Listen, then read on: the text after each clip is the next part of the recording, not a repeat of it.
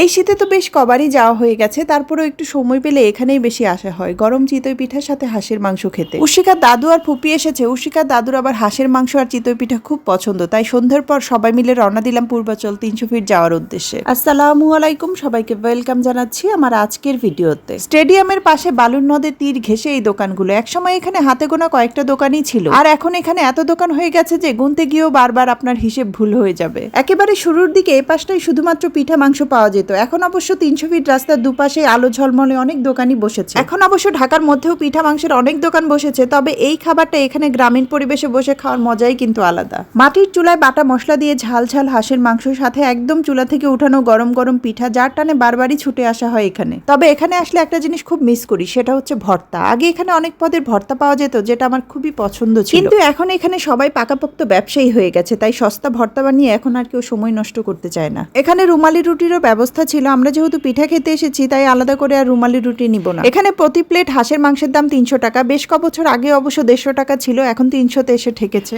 খুব হুটহাট করেই যেন দাম বেড়ে যায়। বেশ কয়েকদিন আগেও 250 টাকা প্লেট ছিল, এখন 300 টাকা প্লেট। 5 টুকরো মাংসের সাথে 2টো আস্ত রসুন আর পর্যাপ্ত পরিমাণ ঝোল থাকে এক প্লেটে। যাই হোক, আমাদের খাবার চলে এসেছে, এরই মধ্যে আমরাও বসে গেছি সবাই মিলে খাবার খেতে। সপ্তাহের প্রতিদিনই এখানে ভিড় লেগেই থাকে, তবে সপ্তাহের ছুটির দিন শুক্র ও শনিবার ভিড়টা সবচেয়ে বেশি থাকে। বিকেল থেকে প্রায় মধ্যরাত পর্যন্ত খোলা থাকে এই দোকানগুলো। গ্রামীণ পরিবেশে দেশি হাঁসের মাংসের সঙ্গে আতপ চালের চাপড়ি বা চিতই পিঠা খেতে মানুষের ভিড় এখানে লেগেই থাকে। আমাদের দোকানের নাম বউ শাশুড়ি পিঠাঘর, মূলত বউ শাশুড়ি মিলেই পুরো কাজটা করে। ছুটির দিনগুলোতে তাদের দোকানে 25টির মতো হাঁস রান্না করা হয়। রান্নার জন্য প্রতিদিন দুপুরের মধ্যে শেষ করা হয় হাঁস কেটে মাংস ধোয়ার কাজ। সন্ধ্যা নামতে মাটির চুলায় শুরু হয় রান্না। আমার আবার এখানে চাপড়ি খুব ভালো লাগে, হালকা মশলায় খুব পাতলা করে বানানোর সাথে লেবু পাতার গন্ধ, খেতে দারুণ লাগে। উশিকা অবশ্য চাপড়ি খুব পছন্দ করে আমার মতো। এখানে আসলে দেখা যায় উশিকা 2টো চাপড়ি এমনিতেই খেয়ে নেয়। কাকন আর উদ্রিকা অবশ্য পিঠা আর চাপড়ি কোনোটাই তেমন খায়নি, ঘুরতে এসেছে এতেই যেন তারা খুশি। ওদের তরকারি ঝোলটা মুখে নিলে বাটা মশলার স্বাদ আর গন্ধ এসে লাগে মুখে, আবার ওদের রান্নাটাও খুব ভালো হয়। গ্রামের দাদি নানিদের স্বাদের ছোঁয়া আছে ওদের রান্না। যাক, ঝাল ঝাল পিঠা মাংস খেয়ে মুখে ঝাল লেগে গেছে, এজন্য সবার জন্য এখানে কোল্ড ড্রিঙ্কস নিয়ে নিলাম। অনেকে অবশ্যই এখানে মিষ্টি খেতেও আসে। এখানে গরম গরম মিষ্টির বেশ সুখ্যাতি আছে এখানে। আমি অবশ্যই আগে একদিন ট্রাই করেছিলাম, খুব বেশি আহামরি ভালো লাগেনি আমার কাছে। সবাই মিলে খাওয়া দাওয়া শেষ করে দোকানের সামনের জায়গাটায় হাঁটতে বের হলাম। জায়গায় জায়গায় ছোট ছোট ডালা এরকম সবজি নিয়ে বসে থাকে। ফ্রেশ সবজি বলে অনেকে বাজার করে নিয়ে যায় এখান থেকে। বিশেষ করে মৌসুমী দেশীয় ফলগুলো খুব ভালো পাওয়া যায় এখানে। সাজিয়ে রাখা কামরাঙ্গাগুলো এত পাকা ছিল, দেখেই মনে হচ্ছে খুব ভালো হবে, যদিও আমরা কিছুই কিনিনি এখান থেকে। আমরা এখানে এসেছি প্রায় অনেকটা সময় হয়ে গেছে, রাতও প্রায় অনেকটা হয়ে গেছে। আস্তে আস্তে এখানে ভিড়ও প্রায় কমতে শুরু করেছে। আলো ঝলমল দোকানগুলো দেখে মনে হয় যেন বিয়ে বাড়িতে চলে এসেছি। ঝলমলে আলো থেকে একটু আধারে তাকালে দেখা যায় আজ ভরা পূর্ণিমা। যাই হোক, আজকের ভিডিওটি এই পর্যন্তই। এতক্ষণ সাথে থেকে পুরো ভিডিওটি দেখার জন্য সবাইকে ধন্যবাদ। কথা হবে নতুন কোনো ভিডিওতে, সে পর্যন্ত ভালো থাকবেন সবাই। আল্লাহ হাফেজ।